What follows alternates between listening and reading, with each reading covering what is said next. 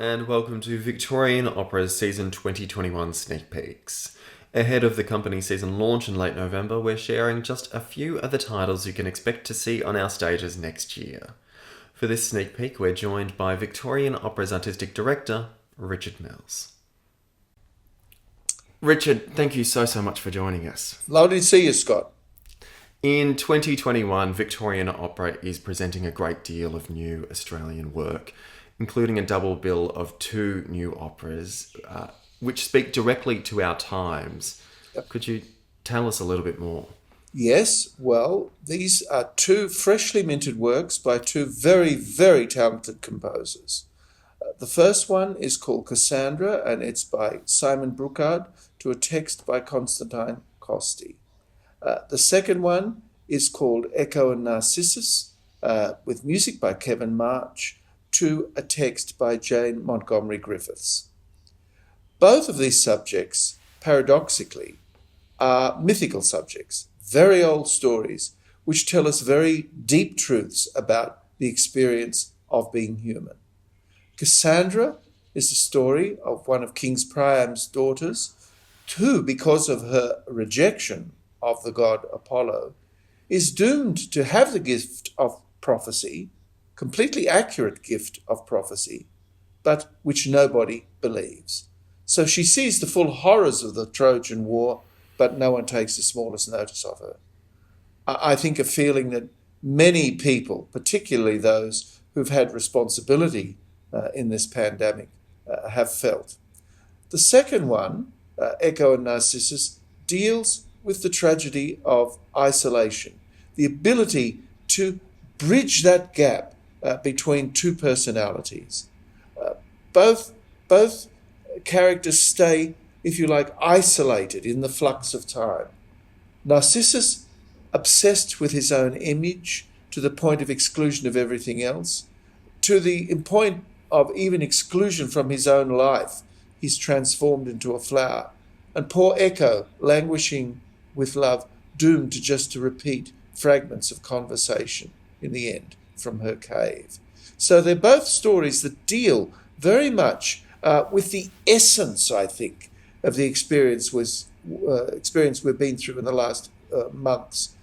Because, opera is not about the ordinary, it's about the extraordinary. And these stories give us a window into the depths of the soul to find and explore what the reality, which is the only thing that is really interesting, of enduring interest, is what it felt like during these last few months through the times we've been in, and what issues that has thrown up in our lives that art helps us to explore and to make some kind of sense of through that encounter of the thrill of recognition of what is the deepest reality. And these two creative teams have done a marvellous job at capturing so much of the essence of these stories in text and music. There's such extraordinary contemporary resonances as you outline. How quickly did you decide on these two myths, and what drew you to them specifically? Well, I was in discussion with the two creative teams, and I said, I think a mythical subject is a good idea. What about Cassandra? And then I started talking to the second creative team, to Kevin and Jane, and they came up with several ideas, but we eventually settled on Echo and Narcissus. Because, oddly enough, there were very real practical parameters at the back of these commissions, because we still may have to perform socially distanced. We still may not be able to perform for an audience. We will have to stream these productions. So we needed something that could be performed safely according to fairly stringent COVID guidelines. So there's a very small instrumental ensemble and a very small number of characters in each of these pieces. But that doesn't necessarily mean that the quality of inspiration in them or imagination is limited by the physical resources. In fact, in some ways, I think these very limited resources have freed the composers to explore a whole new dimension, if you like, of what opera and music theatre can be. As we speak to you, Richard, you're currently in Adelaide rehearsing your first opera, The Summer of the 17th Doll. And indeed, you're also composing a new opera, which has been in the works for quite a while for Victorian Opera, and indeed another company. Tell us about that project. This project is called The Butterfly Lovers. It's based on an ancient Chinese folk story to a modern libretto in English by the Singaporean playwright and poet Joel Tan. It will be directed, because it's done in association with one of the great theatre makers of Asia, Ivan Heng, and his company Wild Rice, a resident theatre company in Singapore. And the arts in Singapore are famous for their innovation and, if you like, for their truth-telling to their own community. And Ivan has been at the forefront of theatre in Asia and in Singapore for well over 20 years. The story is quite... it's the same story almost as you see on those traditional willow pattern Wedgwood plates. It's the story of a young girl who wants to defy the patriarchy, which is, of course, in some ways a very contemporary thing to do, to go and receive an education. Her father says, well, that's all very well, but you have to disguise yourself as a man. So off she trots to the academy, and on the way she meets Shan Bo, a very handsome young student, and of course they fall in love. But it's a bit confusing because they both think they're two blokes. But in the end, the truth will out, if you like, when Shanbo meets the beautiful young lady in her paternal home. And of course, they can't get married because father has arranged another wedding, as is the case in a patriarchal society. So poor Shanbo, the student, goes off and dies at the crossroads where the lovers first met. Ying Tai, is the name of the young lady, comes on her wedding procession full of sadness, sees the crossroads, gets out of her seat, sedilla, I know that's the Latin word,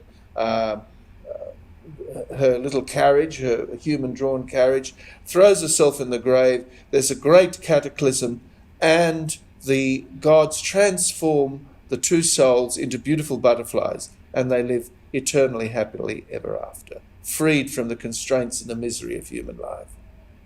So that story, it's a very old story, but of course also has quite contemporary resonances.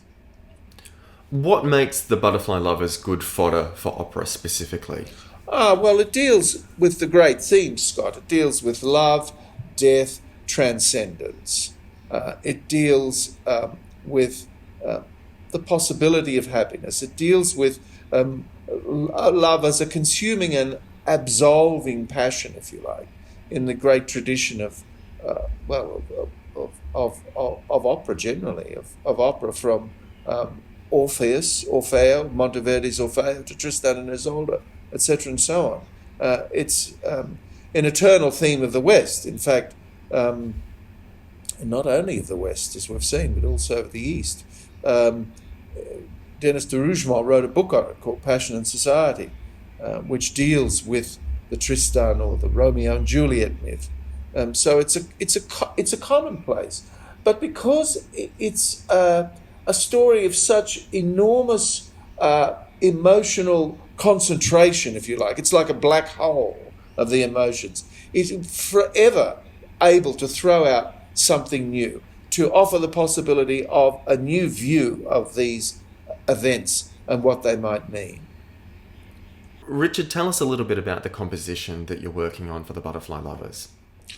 Well, it's a much smaller palette for an opera that I'm used to working on, Scott. It's in fact a very small ensemble of two clarinets, a synthesizer, stroke keyboard, a piano, a harp, one percussion, and a string quintet, two violins, a viola, cello, and a double bass. But also there are two Chinese instruments, dizi, the traditional Chinese flutes, and pipa, the Chinese lute, which have an important function in the storytelling and in the ceremony of the piece. It's interesting, in a way, to objectify the tumultuousness of the emotion.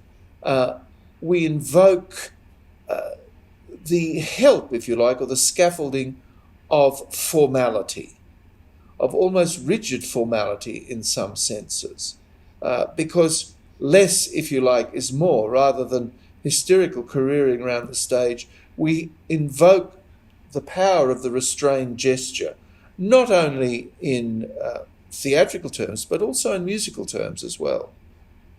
Richard, we can't wait to see what you and Ivan create for the Butterfly Lovers, and indeed what is realised for Echo and Narcissus and Cassandra as well. Thank you so much for joining us. My pleasure. To receive Victorian Opera's season 2021 announcement, subscribe to Victorian Opera's e-news via victorianopera.com.au. I'm Scott Winfield. Thanks for watching.